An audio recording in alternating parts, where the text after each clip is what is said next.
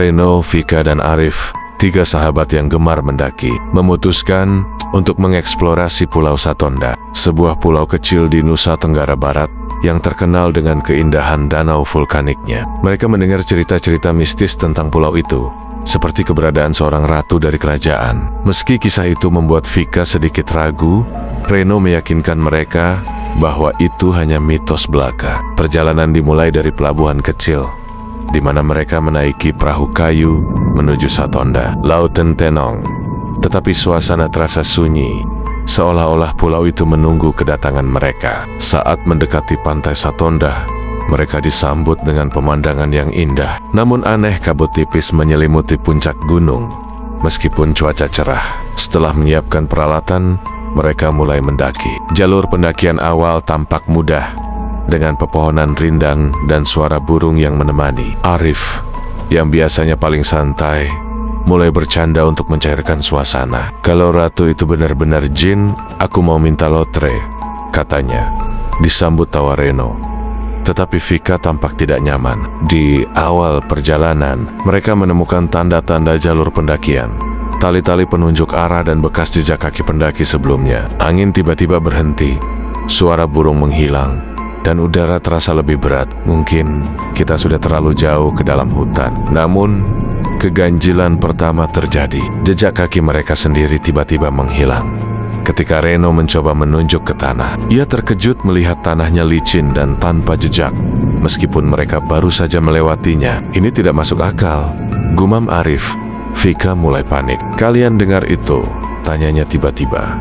Reno dan Arif berhenti. Di kejauhan, terdengar suara gamelan yang pelan, seperti dimainkan oleh seseorang yang sedang berlatih. "Apa ada upacara?" tanya Reno, mencoba mencari sumber suara. Tetapi anehnya, suara itu terdengar dari segala arah. Tidak ada titik asal yang jelas. Mereka memutuskan untuk melanjutkan pendakian. Tetapi jalur pendakian yang semula jelas mulai terasa berbeda. Pepohonan di sekitar mereka tampak semakin rapat, menutup langit. Udara dingin menusuk tulang. Meskipun mereka hanya berada di ketinggian rendah, mereka tiba di sebuah batu besar yang tidak mereka lihat sebelumnya. Meskipun mereka yakin mereka mengikuti jalur yang benar, batu itu dihiasi dengan bunga dan dupa yang sudah terbakar habis, seolah-olah seseorang baru saja mengadakan ritual ini. Tetapi langsung menarik tangannya, merasa seperti ada sesuatu yang bergerak di dalamnya. Mendadak, suara perempuan berbisik terdengar di telinga mereka bertiga. "Kalian tidak seharusnya berada di sini." Reno menarik napas dalam-dalam, mencoba menenangkan diri setelah mendengar bisikan tadi. "Mungkin itu hanya angin," katanya, meskipun nada suaranya terdengar goyah. Vika menggenggam erat lengan Arif. Tatapannya penuh ketakutan. Angin apa yang bisa berbisik seperti itu? Mereka memutuskan untuk bergerak menjauh dari batu besar itu. Tetapi jalur pendakian yang mereka lewati tiba-tiba berubah. Pohon-pohon terlihat semakin rapat, dan tidak ada tanda-tanda jalur yang mereka lalui sebelumnya. Bahkan, tali penunjuk arah yang mereka lihat di awal pendakian kini lenyap. "Kita tersesat," ujar Arif.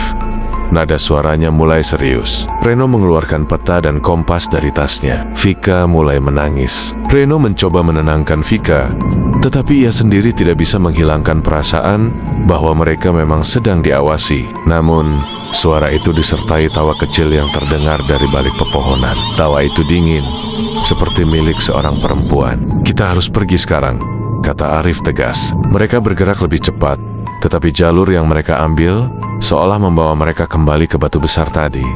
Vika berhenti dan menjerit. "Kita berjalan melingkar. Ini tidak masuk akal." Reno mencoba mencari akal. "Kita tidak sendiri di sini," bisik Arif. Ia berbalik dengan cepat, tetapi tidak ada siapapun. Namun, ketika ia melihat tanah di belakangnya, ada jejak kaki kecil, seperti milik seorang anak perempuan, yang muncul secara tiba-tiba. "Aku tidak mau di sini lagi!" teriak Vika. Ia mulai berlari tanpa arah, membuat Reno dan Arif panik. Reno mengejarnya, sementara Arif tertinggal di belakang. Di tepi danau itu, ada sosok perempuan berpakaian tradisional yang sedang duduk dengan kepala menunduk. Rambut panjangnya menjuntai menutupi wajahnya. "Siapa itu?" Tanya Vika dengan suara gemetar. Sosok perempuan itu perlahan mengangkat kepalanya, memperlihatkan wajahnya yang pucat dengan mata kosong yang menatap tajam ke arah mereka. Dan kalian tidak akan pergi tanpa izin. Reno, Vika, dan Arif berdiri membeku di tepi danau. Sosok perempuan itu perlahan mendekat. Langkahnya nyaris tidak menimbulkan suara, seolah-olah melayang di atas tanah. Wajahnya tetap kosong, tetapi aura menyeramkan yang memancar darinya membuat ketiganya tidak bisa bergerak. Pulau ini bukan untuk manusia biasa. Arif mencoba memberanikan diri. Perempuan itu menyeringai tipis. Kalian melewati batas, dan aku tidak suka orang asing di wilayahku. Seketika, suasana berubah. Kabut tebal menyelimuti danau, dan suara gemelan kembali terdengar. Kali ini lebih keras. Sosok perempuan itu mulai memudar, tetapi tawa dinginnya bergema di sekitar mereka. Reno menarik napas dalam-dalam dan meraih tangan Vika. Kita harus keluar dari sini sekarang, katanya tegas. Mereka mulai berlari, mencoba menemukan jalan kembali ke jalur pendakian. Namun, kabut semakin tebal, membuat jarak pandang hanya beberapa meter. Saat mereka berlari, bayangan-bayangan hitam mulai muncul di antara pepohonan. Bayangan itu bergerak cepat, seperti sedang mengintai. Ini kuburan? Tanya Reno. Suaranya penuh dengan rasa tidak percaya. Vika berlutut di sampingnya, menatap nisan itu dengan ketakutan. Kita tidak seharusnya berada di sini, katanya pelan. Arif, yang berdiri sedikit lebih jauh, melihat ke sekeliling dan menyadari sesuatu yang lebih mengerikan. Ada ratusan batu nisan serupa di sekitarnya. Saat mereka mencoba menjauh dari area itu, suara langkah kaki kecil terdengar dari belakang mereka. Ketika mereka berbalik, mereka melihat sosok anak kecil dengan mata merah menyala berdiri di antara nisan. Anak itu tersenyum lebar, tetapi senyumannya terlihat terlalu lebar, seperti tidak wajar. Anak itu menunjuk ke arah tertentu. Tanpa berkata apa-apa, ia berjalan menjauh, seolah-olah meminta mereka untuk mengikutinya. Meskipun ketakutan, mereka merasa tidak punya pilihan lain. Setelah mengikuti anak itu selama beberapa menit, mereka tiba di sebuah bangunan tua yang setengah runtuh, seperti sisa istana kecil. Di dalamnya ada sebuah singgasana dengan patung perempuan berpakaian kerajaan yang dihiasi perhiasan emas. Ini pasti sang ratu, bisik Vika, matanya terpaku pada patung itu. Namun, sebelum mereka bisa memeriksa lebih jauh, pintu bangunan tertutup dengan sendirinya. Suara berat terdengar, menggema di seluruh ruangan.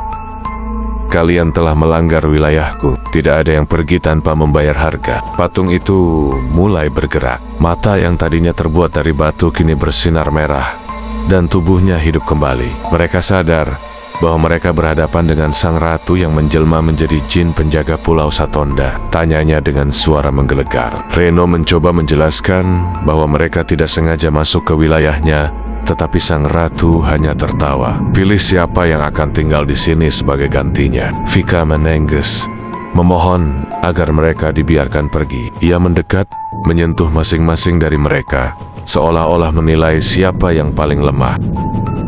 Reno mencoba berbicara lagi, memohon dengan hati-hati. Kami tidak ingin melanggar aturan. Beri kami kesempatan untuk pergi. Kami bersumpah tidak akan kembali. Sang ratu tersenyum sinis. Semua yang datang ke sini selalu berjanji, tapi aku butuh jaminan. Aku butuh bayaran. Ia mengangkat tangannya, dan bayangan-bayangan hitam di sekeliling mereka mulai bergerak mendekat. Seseorang harus menjadi pengikutku. Jika tidak, kalian semua tidak akan pernah keluar dari pulau ini. Vika mulai menangis keras, sementara Arif memeluk bahunya. Jika itu yang kau inginkan, ambil aku. Sang ratu menatap Reno tajam.